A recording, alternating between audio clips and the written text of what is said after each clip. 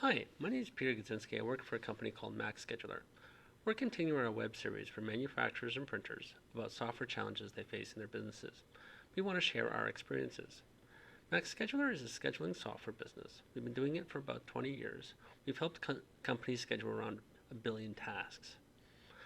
You can contact us through maxscheduler.com. Today we're doing a video series kind of walking through MaxScheduler, kind of a brief overview, and also getting into some of the details why customers come to us looking for a scheduling solution and how we can help them out. So let's kind of dig right into the software. MaxScheduler is a web-based scheduling application. Each user requires a user ID and password. That means that because it's a web-based and it supports many users at the same time, what happens is that allows for sharing of the scheduling information, and whether it's kind of within the facility or even remote. So before I dig into some of those finer details, let's do an overview. This is the main scheduling screen. The top portion shows columns as resources. We have machine 1, 2, 3. The rows represent date and time. The colored blocks represent scheduled jobs. To see the details, there's also a pop-up that appears. This is in the case that if jobs are too kind of short in duration, you can still see the details. To schedule something, you simply drag and drop it onto the board. The area at the bottom is what we call the list view. Those are jobs to be scheduled. These jobs usually come from another system, same an ERP, MRP, an accounting system, if there's some other system that's tracking jobs within your facility. It's not necessary to import jobs. You can simply just create them manually. So let's step through some of the other aspects of the software. There are a number of configuration aspects. For example, you can support multiple sites. So if you have physically separate facilities and you want completely separated schedules, that's supported by this concept. We list resources. Those are the columns of the spreadsheet, and that's what you schedule jobs against. We group those resources into something we call boards. That's quite often just so that you don't have, say if for some reason you have, say, up to 50 resources, you don't have to squeeze them all onto one screen. We can break them into groups. We call that concept boards. Attributes. You can think of this as the columns of a spreadsheet. So there may be a number of details you want to track for each job. Those might be the columns of a spreadsheet. We import that information. MaxScheduler doesn't make many assumptions about the data, so it pretty much can be anything. We can import up to 30 attributes. With those 30 attributes, we kind of add our own information.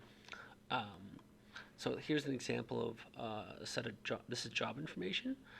The first 1, 2, 3, 4, 5, 6, 7 columns, those are attributes. And the remaining 3 are kind of details, scheduling details that we add on. For example, this is a scheduled job. It's been assigned to machine 1. Here's the job start time and end time. This spreadsheet-like screen kind of gives you the features of a spreadsheet. You have column sortation. Also there's a kind of a search filter. Okay, let's go back to configuration. Something called drop-down lists. Drop-down lists allow you to, what's the idea? Allow you to kind of, instead of having to enter in the information as text separately each time, you can just choose some existing values. We also have a feature that with these existing values, you can associate colors, and this becomes kind of, a lot of customers use this to track statuses. For example, here you see the word and the color, and it gives a very strong visual representation of the status of a job. Whether, in this case, we have issues like, something's stopped for some reason, it's on hold, something's out of stock. This is just kind of mock data, but it gives you a sense of what's possible. Color status, the main scheduling screen shows these. You can have a background color for the entire job, And when you choose that background color, you may want to assign a specific meaning. I think you may want to assign a specific meaning. And that's done through color status. Operation hours, this you can represent that your facility is only open for a certain duration of time. For example, our sample here just shows 6 a.m. to noon. It's kind of a demo example.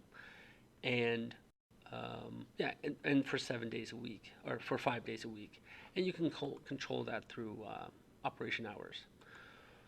There's many permissions, like as we said in the beginning, this is a web-based scheduler and it supports many users at the same time. For that reason, we have kind of extensive permission controls so that you may want to restrict some users from taking some actions.